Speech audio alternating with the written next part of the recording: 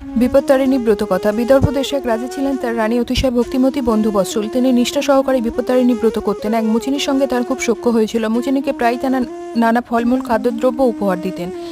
মুচিনি গরিব, তবু তার বড় ইচ্ছে রানীকে কিছু দেয়। রানী রোজই বলেন যে একদিন তোমার কাছ থেকে চেয়ে নেবো, কিন্তু চাওয়া আর হয় না। একদিন রানী বললেন, তোমরা তো গোমাংস রান্না করো, একদিন তাই একটু নিয়ে এসো আমার জন্য, দেখবো কিরকম।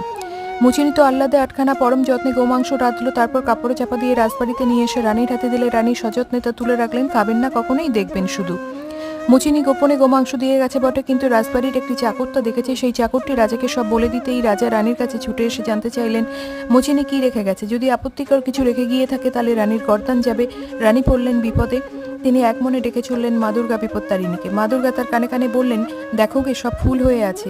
রানী তখন রাজাকে এনে দেখালেন সেই ফুল। রাজা তিরস্কার করলেন চাকরকে। বিপত্তারিণী মা দুর্গার দয়া এইভাবে রানীর বিপদ কেটে গেল। সেই থেকে এই ব্রতের কথা প্রচার হলো সর্বত্র।